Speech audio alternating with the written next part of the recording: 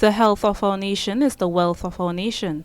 This is the message that is being pushed as the trial in state of Grenada, Carriacou, and Petite Martinique is presented with a guideline for proper eating habits from the Grenada Food and Nutrition Council. Launched on Wednesday through funding from the Food and Agriculture Organization, FAO, was a revised edition of Grenada's food-based dietary guidelines. These food suggestions, which are recommended for persons above the age of 2, promote the choices of vegetables, staples, peas, beans, and nuts, food from animals, fruits, and a moderate amount of fats and oils.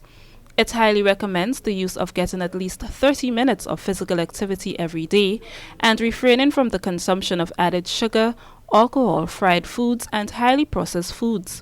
Acting Chief Medical Officer Dr. Francis Martin speaks on the importance of implementing this guideline. Let us implement this guideline because processed foods are laden with high fructose corn syrup. Everything that took a plane and a boat to get here have high fructose corn syrup in it and soybean products. The science is very clear that high fructose corn syrup and soybean sets you on a path to become diabetic. We need to implement the guidelines because there is phosphoric acid that is in all the beverages and sodas. Phosphoric acid causes calcium to be leached from the bones of our children, the teeth. We're damaging their teeth because of the soft drink that we give them. We're making them have weaker bones. We need to implement these guidelines because the science is clear. Colorful foods are the ones that helps to build our immune systems. It gives us the minerals that we need, the vitamins that we need.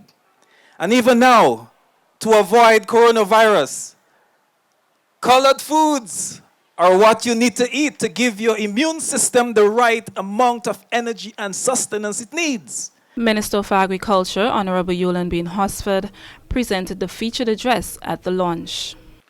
We live in an era where access to quality information, which promotes a healthy lifestyle, is at our fingertips. But in many cases, we choose to ignore or fail to heed such advice.